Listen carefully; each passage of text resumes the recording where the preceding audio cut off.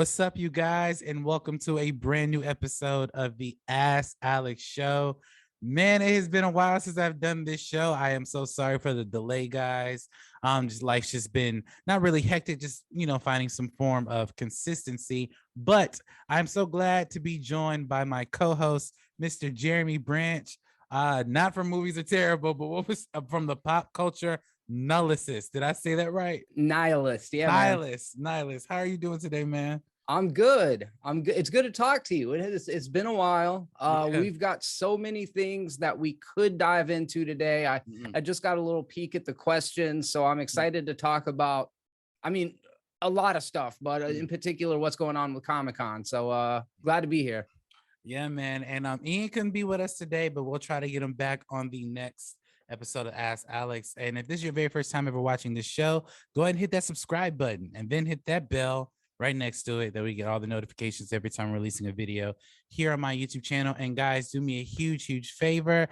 Go to our Patreon page and support us on Patreon as well. We have 3 different tiers on there. If you want to support us here at Momentum Media, that would be more than helpful. And if you cannot listen to this show or watch the show on YouTube, you can listen to it on Spotify. Just jump on Spotify, type in the Ask Alex Show. You get the audio version of this show the moment this releases on YouTube, which will be today. And also, guys, if you want your topic or question on the show, it is very super simple. Send me an email at theaskalexshow@gmail.com. That's the Ask Alex Show at gmail.com. You submit your topic or question to the show, most likely it will definitely be answered here on this show. Now that we've gotten that all out the way, let's jump into the first topic of the day. And the first topic comes from a Mr. Lee Jones, and he writes, "Hey guys, according to reports, Henry Cavill's Superman will return to the DCEU with the new ownership at WB. When and how do you think he will? How do you think we will see him?" All right. Well, thank you for your question, Lee. So there have been some rumors circulating. If you guys don't know, literally this weekend, as we're recording, San Diego Comic-Con is this weekend. I think today, Thursday, was the first day. So they didn't release any like major stuff from any panels as of yet. But I'm sure by the time this video comes out, we may hear something or something from some studio. But anyway, Henry Cavill had been teasing long before, about a year or so ago. His cape is still in the closet at DC. And also with the new ownership at DC with Discovery buying Warner Brothers, we wasn't sure how they were going to treat Superman or their DCEU properties. We do know that David Zaslav wants to have a Kevin Feige, in a sense, to run DC. But to get into your question, do I believe the reports, or how do I think he will return? Well, I'll say this. It's been since 2015 since we've seen Henry Cavill as Superman. I actually like his movie. The last time we saw him was in Justice League, Joss Whedon's cut, and then obviously the Snyder cut. I don't really count the Snyder cut because that's technically old footage of him, not necessarily new footage. And I actually liked Man of Steel, and I wanted to see like a Man of Steel 2 or whatever they were going to call the next Man of Steel movie. And I did like his portrayal as as Superman, but quite frankly, I really don't care to see him come back as Superman, to be honest with you, only because I think this DCEU needs a very hard reboot. I think that's what they should do with the Flashpoint movie. But since we're getting reports that he may be coming back, I think he may show up in Black Adam, because Dwayne "The Rock" Johnson has been teasing, Henry Cavill and me are going to duke it out, and it's going to be sooner than you think. And I found out just by watching other YouTubers that Dwayne "The Rock" Johnson and Henry Cavill share the same agent. So, I would think, if these reports are credible, that we're going to see Henry Cavill come back as Superman, probably get an announcement at Comic-Con this weekend that he's coming back. I think the soonest we see him is going to be Black Adam. I mean, now I think Black Adam hasn't really teased who the villain is, even though Black Adam is the villain in a sense. But so we don't know who he's up against. But Dwayne "The Rock" Johnson has been on Twitter teasing that, Henry Cavill and me will be linking up soon, quote unquote. But Jeremy, you heard this news about Henry Cavill potentially coming back as Superman. Do you want him to come back? And if you do want him to come back, when do you think we'll see him, in a separate movie or in a movie in his own? What, it would be wild if he didn't show up at Comic-Con this year, because there's been like so much speculation and articles written, rumors that Henry Cavill is going to show up at Comic-Con. It's almost, and I'm always looking deep into this stuff in the world of marketing. There's what you see as in a trailer for a movie, a poster for a movie. That's clearly marketing. That's what marketing has always been. But with the internet being what it is, I suspect that a lot of breaking news stories, a lot of rumors, a lot of these things might even be seeded out by studios and by marketing teams. So it almost feels like serendipitous that Henry Cavill will be appearing with Dwayne "The Rock" Johnson at the San Diego Comic-Con Warner Brothers panel, and that he probably is going to show up in Black Adam. You know, I think Henry Cavill looks perfect in the suit. I think he aesthetically is a great Superman. I'm not saying nobody could do it better, but I like him as Superman. He's one of the few things from that era of DC that we've talked about ad nauseum. One of the few things from that era that I like, and I wouldn't mind seeing Henry Cavill as Superman again. However, to your point, it's like 1 foot in and 1 foot out of a reboot that we keep on seeing. Lately, it's been, oh, James Gunn did good with the Suicide Squad. Todd Phillips did good with Joker. Matt Reeves did good with the Batman, right? So people started to create this narrative that Warner Brothers has become the more director friendly, the more auteur friendly studio now. However, we've got these relics, right? Like Black Adam has been supposed to be coming out since, like, I just now looked it up because I didn't know. You said 2015 is when Cavill last appeared. It was 2017 when Justice League appeared in theaters. So it's been 5 years since we had anything with Henry Cavill in it. Black Adam, I believe, bro. I feel like we've been talking about Black Adam for 5 years before that. Yes. So they got it like announced in like 2012 or something. Yeah, like no exaggeration, something crazy. And I see the trailer for Black Adam and it's not really doing much for me. It feels like old DC. And then we've got this upcoming Flash movie, which that whole situation is insane. And it's got elements from the Snyderverse, old Warner Brothers, but then they're trying to push things forward and create Supergirl branching off of that. So it's like, we never got a clean break. We never got to a place where it's like, all right, we're done with all of that. And now we're starting new. So I feel like bringing Cavill back continues this trend of not committing to just doing away with the old shit. Wonder Woman, Aquaman, they're both successful franchises.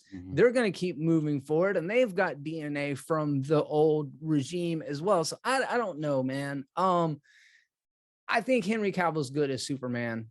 And you know, another thing that came up this week, and we won't talk about it, but I just wanted to ask you real quick. You're aware about the speaking of kind of outrage marketing and the way that social media is being utilized, about the whole Zack Snyder article. I'm glad you brought that up because I was going to bring that up. But yeah, what did you think about that? That is actually an interesting topic that I would love to bring to the table. So yeah, what did you think about that? So a couple of days ago, there was a journalist who published a report in, I want to say, the Rolling Stones. I might be misspeaking there. It was definitely Rolling Stone.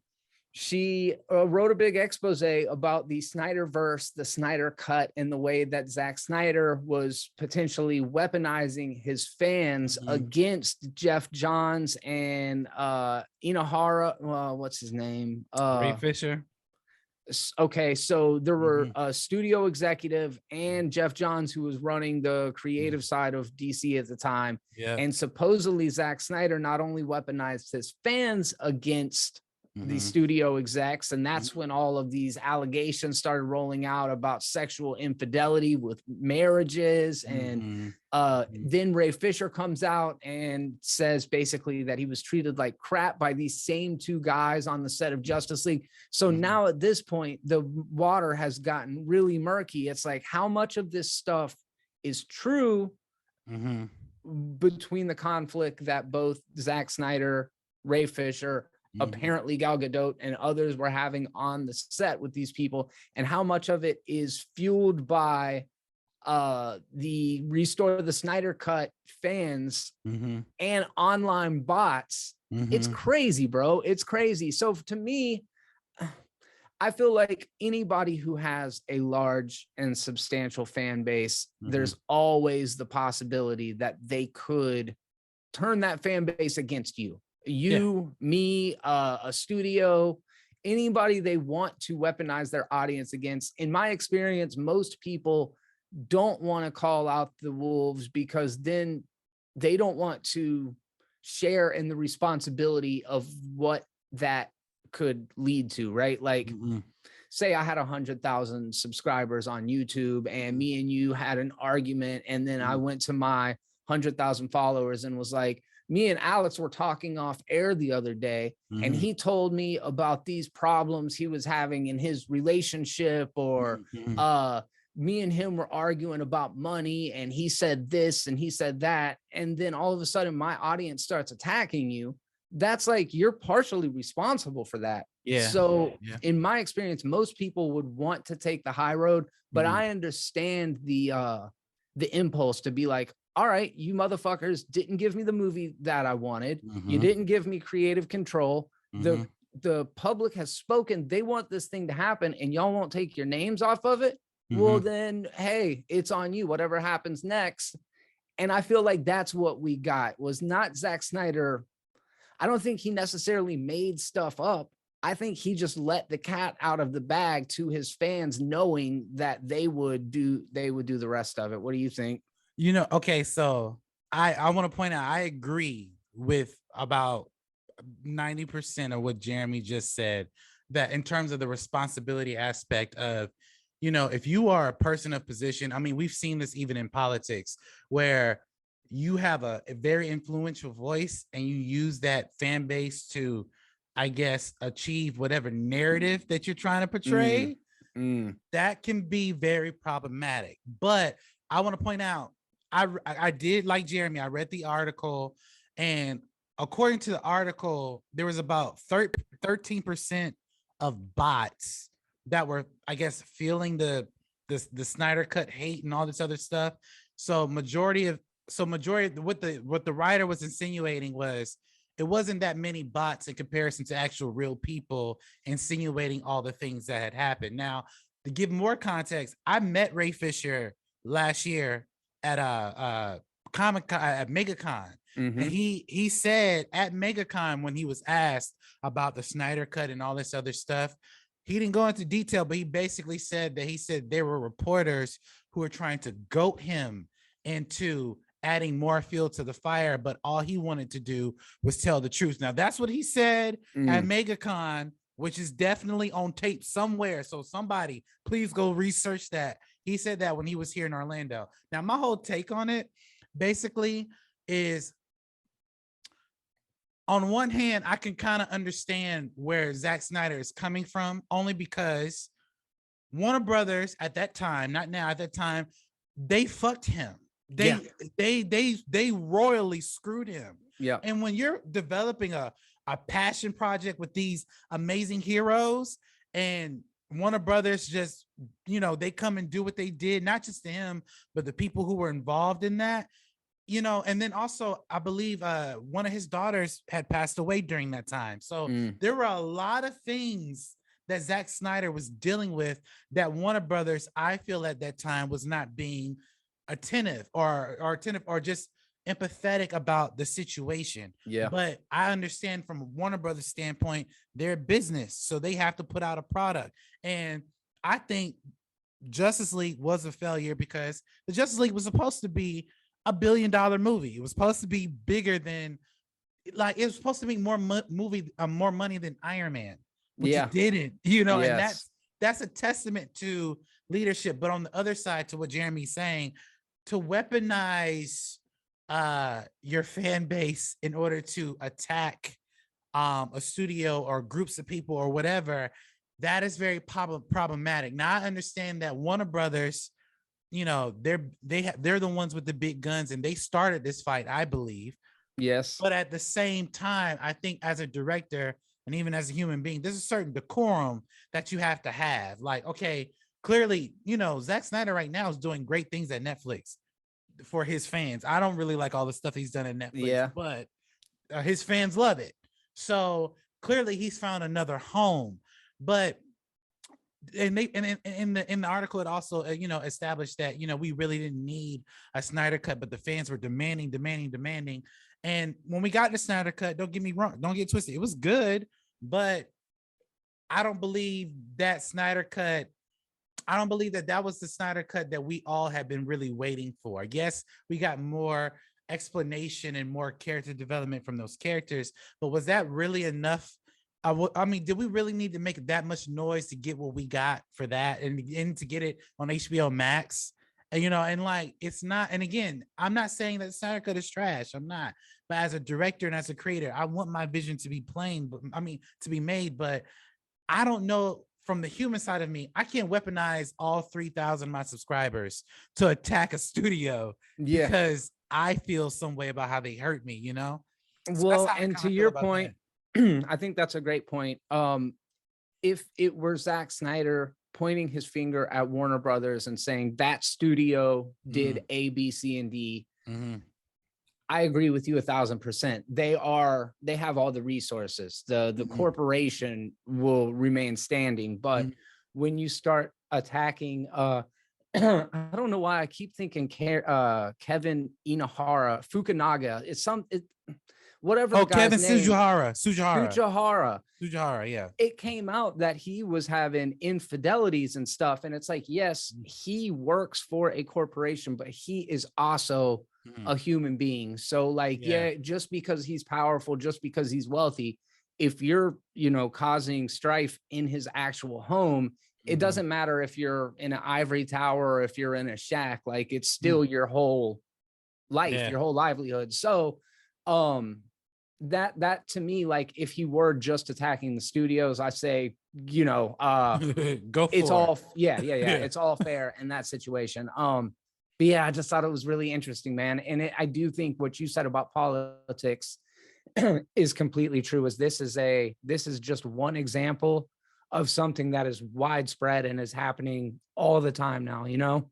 Yeah, definitely. And like, you know, like Jeremy said, when you find yourself in those situations and you're attacking a studio, okay, studios, they have the resources to remain standing from years to come. I think personally, if the world doesn't end anytime soon, Warner Brothers will always be here for the next 50 to 100 years. Oh yeah. But when you're attacking people in their livelihoods, like me personally, I don't really care if Kevin Sujihara is having infidelity in his relationship. That has nothing to do with my projects, you know. So I think that that's a moot point for people to keep bringing up. But at the same time, you know, like Jeremy said, he's a human. Like when he goes home he's Kevin to his wife and kids. Yeah, you know what I mean? Like he is that, you know, but when he goes to Warner Brothers, he could be looked at as a god. So, you know, that those are two different things that we're playing with. Good point. And I do like how that article pointed out that social media can definitely be the rise and fall of people's careers, and also it can lead to a lot of other things like suicide and things of that nature. So it was a very interesting article, and I'm glad you brought that up. But what do you guys think about the article, and what do you guys also think about Henry Cavill potentially coming back as Superman? Do you think he'll be back in his own movie, or do you think he'll be in Black Adam? jump into the comment section below. Let us know your thoughts. And we have a very interesting question regarding Comic-Con up next. This question comes from a Brandon Gaines, and he writes, "Hey Alex, so San Diego Comic-Con is finally here. What is your most anticipated announcement you want to see from San Diego Comic-Con?" Well, thank you for your question, Brandon. So like I stated earlier, this weekend is San Diego Comic-Con. Fun fact, I've never been to San Diego Comic-Con, but one day I hope to either go there or like D23. I hope to do that before my life ends. Like I want to do that at some point in my life. But so San Diego Comic-Con is here, and one of my most anticipated things, I mean, I'm wearing it right now. I want to see Black Panther Wakanda Forever. I hope we get a trailer. And more than likely what's going to happen, if there is a trailer, they're probably not going to release it online, but some jackass is probably going to record the trailer on their phone and put it online. So you gonna watch it? Oh, you damn Skippy, I'm gonna watch it. I'm gonna watch it, and I'm gonna react, and I hope my YouTube channel does not get deleted. So but I want to see, I'm hoping if we don't get like a trailer from Black Panther, maybe some concept art or maybe some footage, something of that nature. So I'm interested to see what that may look like.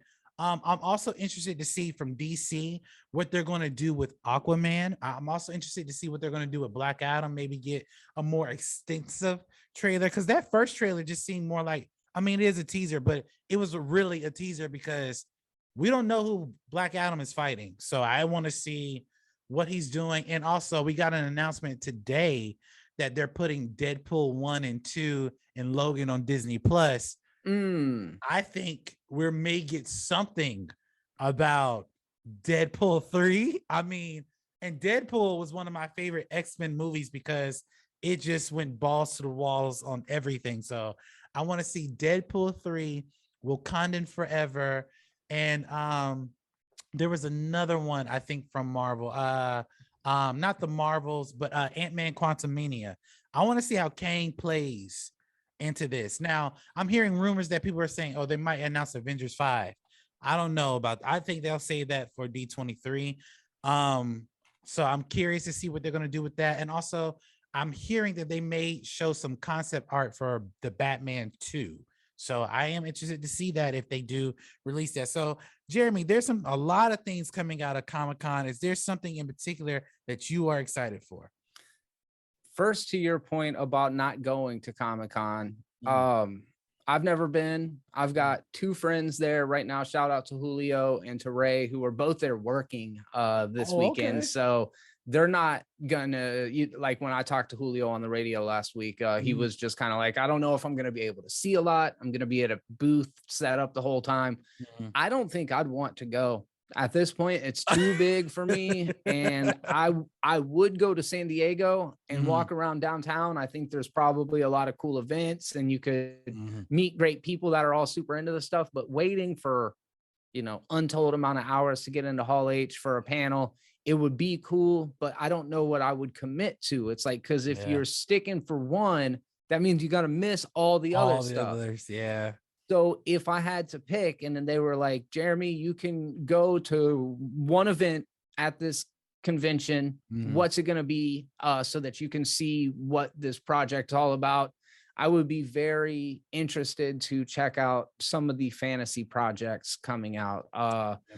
They just now dropped a trailer for The Power of the Rings, which is the Tolkien universe, Middle Earth thing that's going on Amazon Prime. Yeah, I thought the trailer was pretty good. I would be curious if they're going to maybe show an episode or if they're going to have the cast and crew come out and talk about it. I think that would be cool. But I'm going to be honest, we're in a time right now, and this is interesting. If you would have said this back in 2005, I would have said you were insane. But this is a post-Middle Earth world now. I believe that House of the Dragon is going to be the superior project. I'm very excited to see what HBO Warner Brothers does with House of the Dragon. And they just now released their trailer. I want to say yesterday, the day before Comic-Con kicks off. So they've got something cooking up. They're going to do something interesting, something exciting for the fans, because you don't want to blow your proverbial load before the action starts. So I'm expecting they'll have something really interesting. So for me, all of the Marvel stuff is all fine and good. I would love to see some footage from Wakanda Forever. I'm curious about the DC stuff. I would love to see some Batman footage, but what I'm the most excited about right this particular minute is House of the Dragons. I'm glad you brought that up because fun fact, I saw a note. I think I'm allowed to review the movie today. Like, yeah, because it comes out today. By the way, amazing film. I was telling Jeremy off camera. But fun fact, they showed that trailer, House of the Dragon, before the premiere. Oh wow. And I'm not, I mean, I've only seen like a few episodes of Game of Thrones. I can't believe they're putting this on HBO Max because those dragons, it looks amazing. Holy shit. Like that's TV. I was like, oh my God. Like, and then just imagine watching that in a theater. I know. Surround sound. Like I am flabbergasted at the fact that they are not going to do a theater release for that first before they put it on HBO Max. Like, but to Jeremy's point, the trailer looks immaculate. I'm actually interested to see how far they're willing to go in that world. That actually may get me back into watching the rest of Game of Thrones. But, all right. But I mean, anything is possible. But what do you guys think? What are you guys excited for Comic-Con? Are you guys excited for a lot of Marvel stuff? Are you excited for Game of Thrones stuff? Or what about the DC stuff? Just jump into the comment section below and let us know your thoughts. All right, you guys, now let's go ahead and jump into the final question for today. And the final question comes from Miss Iris Peoples. And for the people, it's funny. Okay, before I answer this question from Iris, guys, for the people out there, I have no idea who Iris is. I've seen her picture, but I don't know this person. I've never met her in person. Somebody asked me on Instagram, is she my main squeeze? I said no. She's just a fan of the podcast. So you know what's wild? I feel like I know Iris Peoples by the fantastic questions she gives us every week. So I'm gonna take ownership. Iris is my friend. Exactly. But I have no idea who she is. But she's awesome. Amazing fan. But she writes, "Hey guys, so it looks like Netflix has decided to give Monique a comedy special." About time. I'm sorry. That is so funny. So she also writes, what do you think of this news? And do you think her special will have an impact on her career? Well, thank you for your question, Iris. Now, okay, I want to let's do a little bit of context, and I won't stay too long with the context because this shit has been heavily documented for like the last maybe 3, 4, maybe 5 years now. Okay. Netflix and Monique had met previously, I think back in 2018, where they were only going to pay her about $500,000. Well, she did not want that offer because she felt like she should be getting more, which is her right. And what she then decided to do was call for a national boycott on Netflix for gender bias and color bias. Now, she believed that she should be getting the same amount of money as the other legends like Chris Rock, your Dave Chappelle's, Amy Schumer, things of that nature. She then took it upon herself to go on like a social media tour for like 3 years straight, talking about this very issue and then suing Netflix, which they then, I think, obviously they settled. She went on multiple radio shows, multiple podcasts. Fun fact, with my brand, I actually had the opportunity to bring her on the show. But I told her manager at the time, not her husband, not her manager, sorry, her agent at the time, I said, no, that's not the type of content that I talk about on my show. But I do appreciate the offer because I had got linked up with the Improv because she had did a show here in Orlando at our Improv Theater. Now, fast forward to now, like literally this was announced like 3 days ago that she not only got a comedy special at Netflix, but she's also doing a movie called Deliverance with one of the, I forget his name, just Lee Daniels. Yeah, she's now doing a Netflix movie with Lee Daniels. Now, to your question, Iris, What do I think about this special, and will this have an impact on her career? Let me answer the second part of that first. This will definitely have an impact on her career because this is gonna go one or two ways. People are gonna be like they're gonna pay attention to this. Either they're gonna hate this shit or they're going to love it. And to answer the first part of that question, what do I think about this news? Like I stated before, I posted this on social media. This shit better be funny. After all of the bullshit that we have seen for the last 3-4 years of you campaigning about how these different people did you wrong, Tyler Perry, Steve Harvey, Netflix, all of this shit, because you feel like you are not getting your due, and now you got your due. I'm telling you right now, the moment that shit drops on Netflix, I'm going to have an open mind. I'm not going to go into it like, oh, I'm not going to go into it like I'm ready to shit on it. No, because I will say this. I've seen Monique at a comedy club before here in Orlando, the Improv Theater. She's funny. Monique is definitely funny. There's a reason why she's an original queen of comedy. So she's definitely funny. However, I want to also point this out. During this whole Netflix smear campaign, she also did a special with Showtime called Monique and Friends. Her friends were funnier than her. Ooh. So I just want to point that out. Now, I'm not saying that special was trash. I'm saying I had more of a good time watching Darnell Rawlings and all the other comedians that are part of that special than I did Monique. So I'm just saying that now that she got the thing that she was campaigning for, this shit better be good, because one of my friends on Facebook made a point. He said maybe Netflix gave her the money in the special to prove a point that maybe you're not as bankable as you think you may are. And I'm not saying she's not, but now here's the thing. When we go outside of the realm of studios and all this other shit, basically hounding for an opportunity. All right, now that you got the opportunity, you then cannot complain about what the response is going to be after you get that opportunity. So again, I'm going to go into it with an open mind. But if this is not funny, I'm going to be one of the first people to say, listen, I don't like smearing Black women, especially in comedy, something that I love. But if this is trash, I'm going to say out of all of the years of the bullshit that we had to listen to, and you gave us this shit, you better not ever beg, or not even beg, but like you should never ever campaign for a special if it's that bad. Because again, we saw Monique and Friends on Showtime, and you can watch, if you have Showtime, I would advise you to watch it and you get your own opinion about it. You can buy it on Amazon. It's not a bad special, but her friends were funnier than her. So that's my take on it. Jeremy, I believe this is maybe your first time hearing this news. What do you think about it?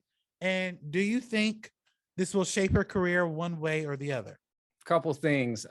Bill Burr had a special that came on Netflix a couple months back. It was from the it was from that Netflix jokes. What was it called? Netflix is a joke or whatever. Netflix is a joke, yeah.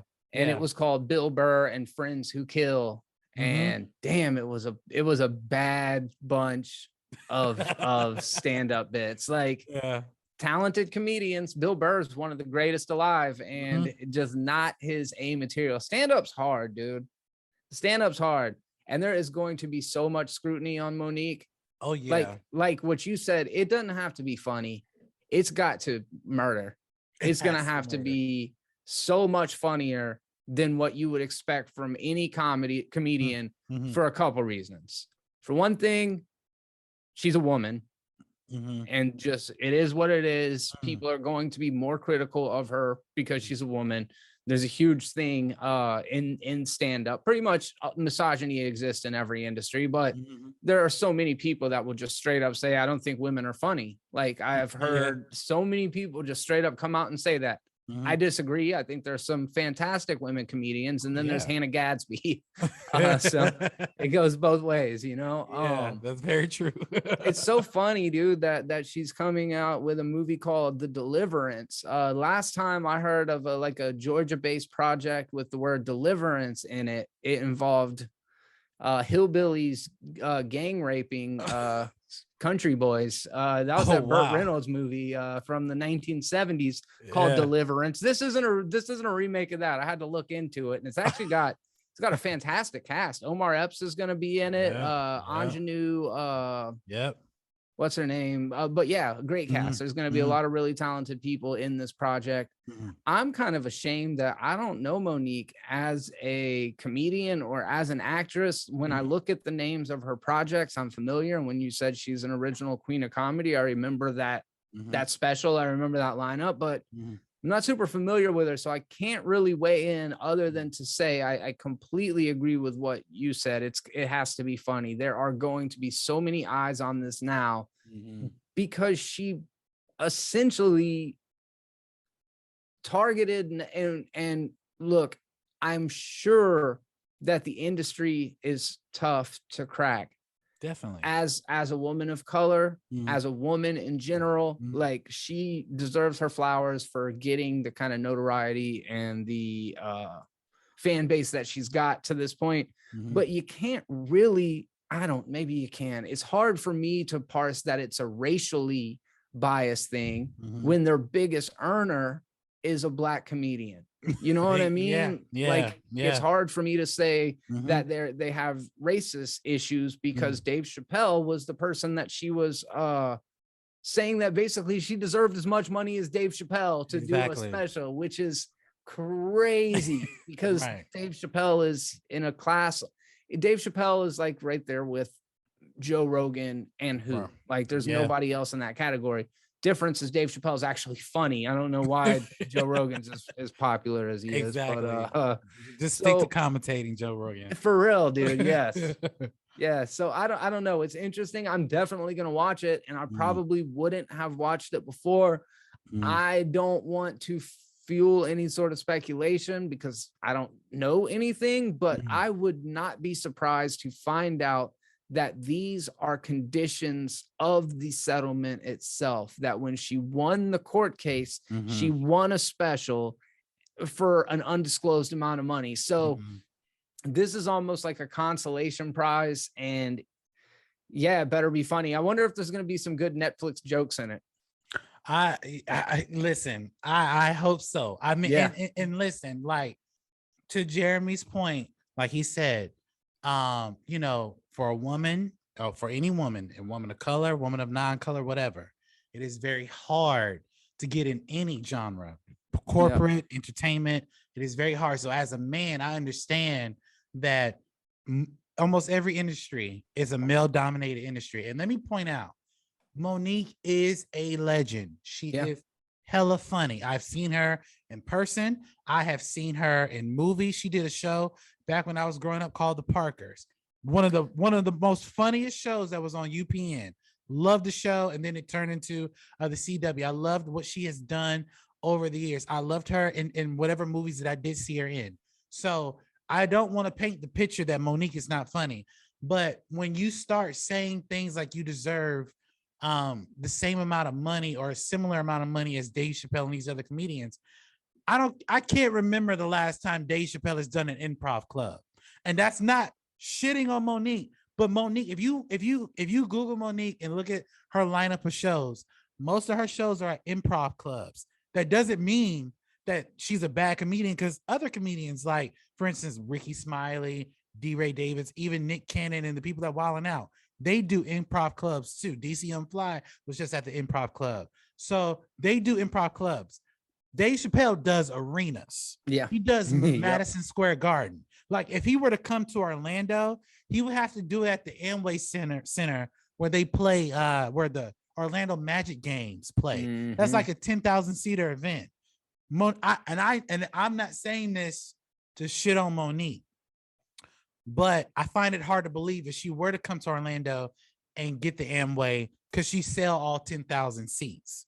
Now, I don't think she could, but hey, anything can happen. But again, in this industry, misogyny and the way Black women are looked at in this industry it's very, very bad. So I understand that there's going to be a lot of eyes and a lot of people already hating it from out of the gate.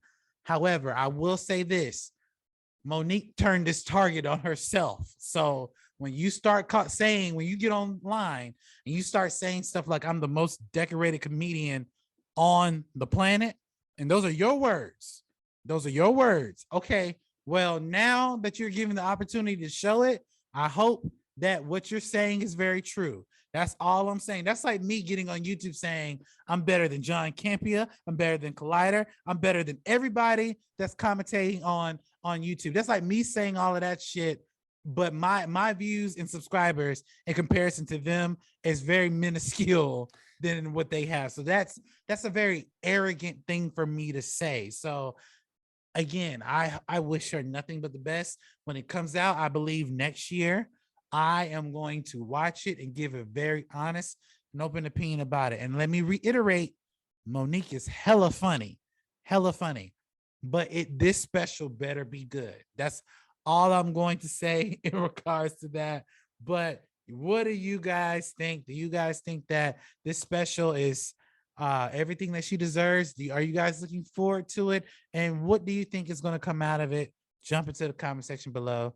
Let us know your thoughts. And that would do it for today's show. Thank you guys so much for watching. Please like, comment, and subscribe to my YouTube channel where you get all the updates of every time I'm releasing a video here on my show. Jeremy, where can we find you on YouTube and social media? Check out the Pop Culture Nihilist on YouTube. And also, please do me a favor, head over, check out Jeremy G. Branch on Twitter.